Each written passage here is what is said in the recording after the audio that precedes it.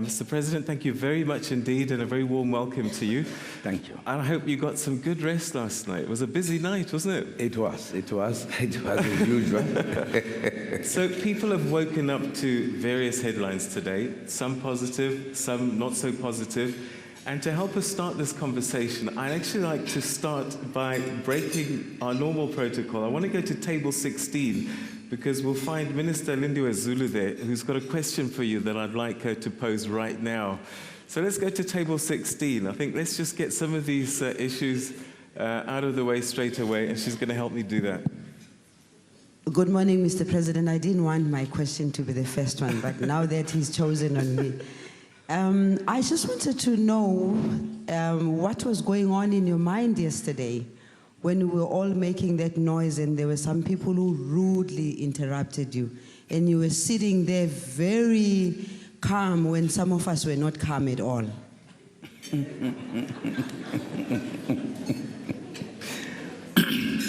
Well, what was going on in my mind was that South Africa is indeed a unique country, and South Africa has a democracy that is very exceptional. In many countries, democracies move to a certain point, but there is a point of authority that must always prevail. Now, our democracy, the authority is not understood because our democracy is extraordinarily user-friendly. You can do whatever you want in South Africa. And it's a strength, but at the same time, it's a weakness. But you'd prefer that maybe you should allow the weakness, because in a sense, it helps everybody to understand the nature of South Africans, that we are not necessarily at the same level of maturity. We are not at the same level of understanding the critical and things that are of national importance, even the importance of the country. Because if you project yourself above your country, then you have a problem. If you think you are more important than the country and what regulates society. If you take Parliament, as I was looking at it, Parliament is one of the most important institutions in any democracy or in any country, even if in countries that don't have much democracy. And it has its own decorum, it has its own dignity, and that must be preserved. And political parties, I think whatever position they occupy, they do have that understanding that in Parliament there are rules, you sit there, it allows, for an example, heckling, etc. But the presiding officers have the last word. Now, if you think you can have as an individual the last word than the presiding officer, then you have a problem. If the presiding officer, for an example, says, order, you now stop talking, and you continue talking, you undermine the very institutions that you were elected by those who elected you to come and represent them as a public representative. You misrepresent your own voters and the country. And if you think that running a country is chaos, then we have a problem. But what democracy is good about, it exposes you sufficiently so that your voters will see.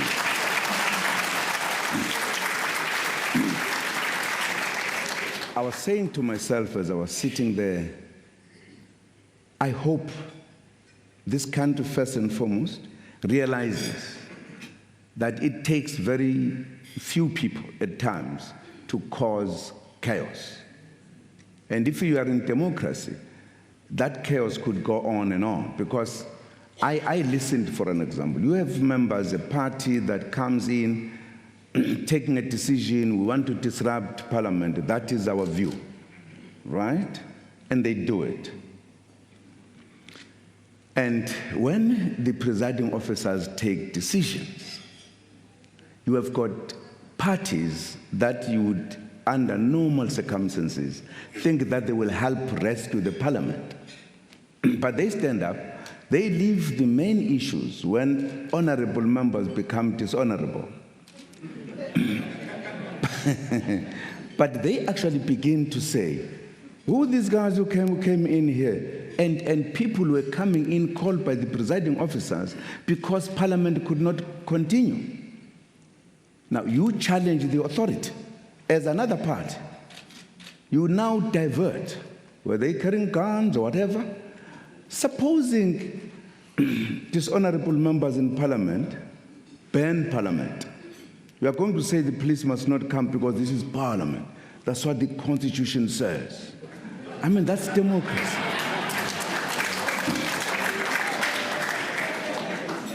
That is democracy that is too much, is extraordinary. That allows people to show who they are. And that's what I was saying to myself.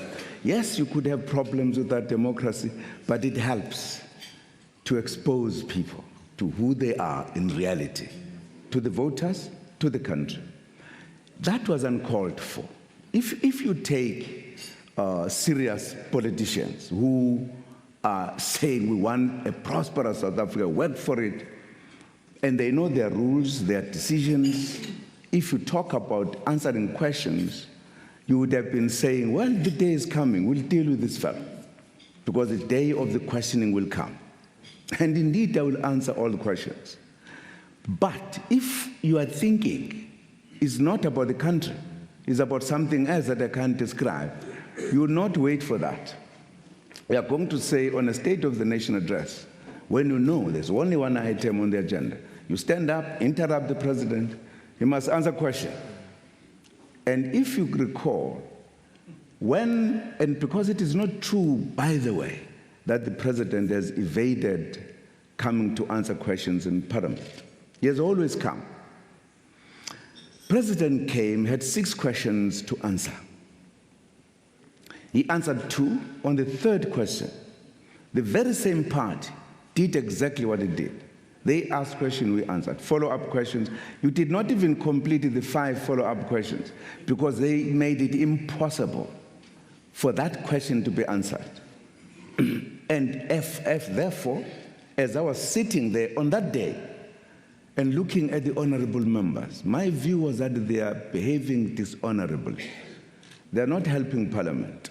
They are not helping issues to be raised.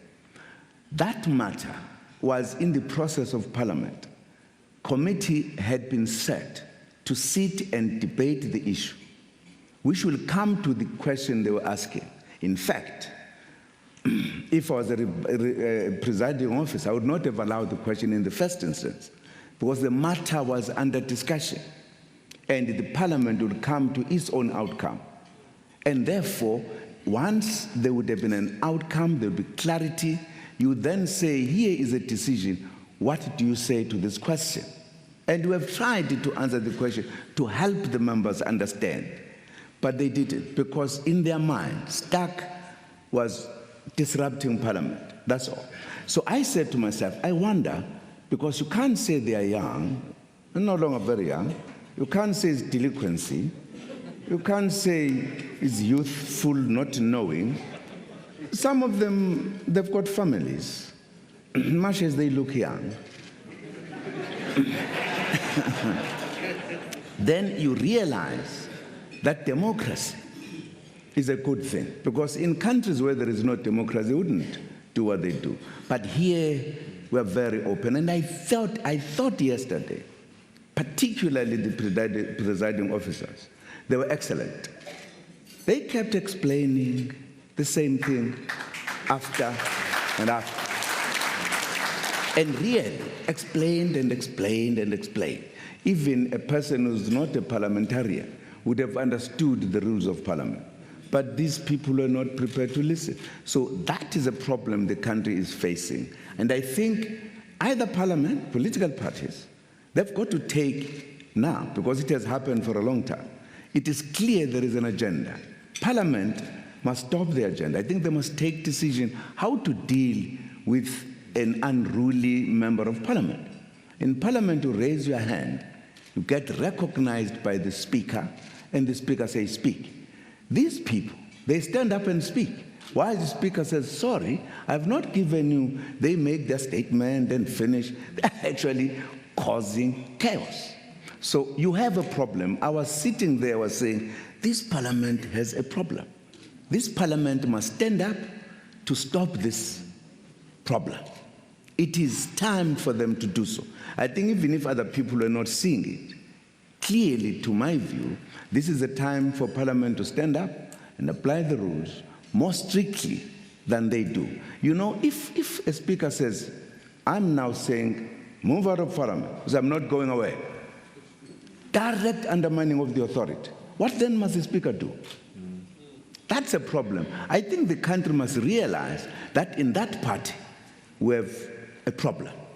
A problem which is more than anything, changing the institution to look like a playing ground where everybody comes in. And I mean, for the fact that you think you can come to parliament with overalls and everything is actually undermining the people who have suffered, domestic workers and mine workers.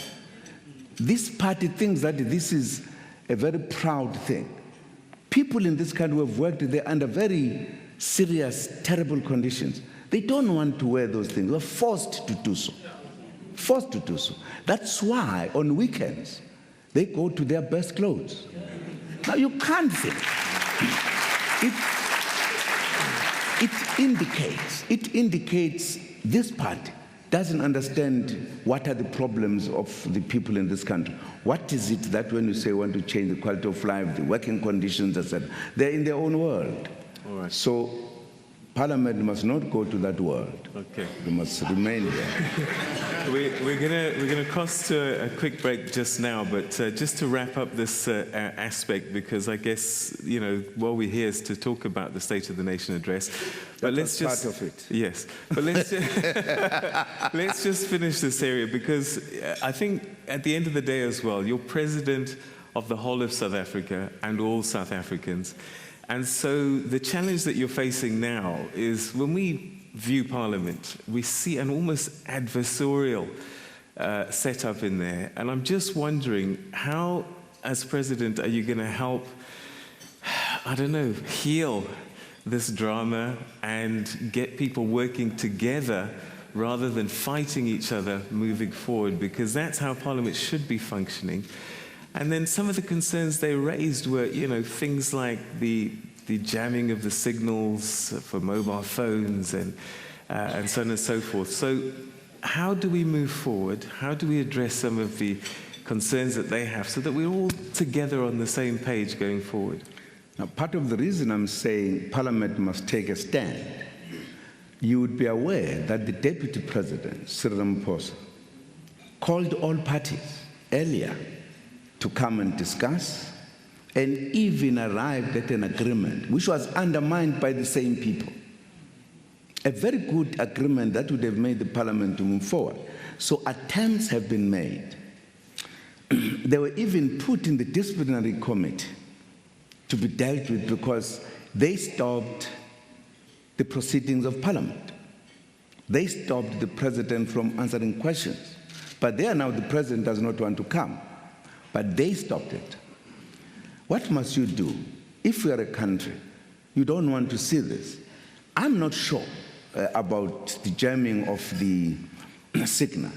But if you were faced with such people, and perhaps you were given authority to ensure that every citizen is secured, you don't have serious problem, you are bound to do things in an attempt to deal with the issue. I'm just saying, Parliament must stand up at the end, because the president that must make people work together, the deputy president, these guys don't look at that. They just want to disrupt. So Parliament as an institution, as a starting point, as they did yesterday, because the speaker said the officer that is responsible in taking people out said, come please, take them out. They say, we're not going. And you must have seen, this was a lady who's trying to talk to this very agitated man in the majority of cases. What must the speaker do? Then he says, well, security of parliament come, trying to solve the problem. They say, we're not going. And the next thing, they took out a helmet, they beat up people. Now what must we do? So call the security. I'm just saying, you are faced with a problem which is now more clearer. You cannot say, maybe it was a mistake. Then Parliament must take a decision. I will even go further to say, Parliament must say whoever is wearing a helmet or whatever doesn't get into this Parliament. To maintain the decorum of Parliament, Parliament must stand up. That's what must happen. All right, okay.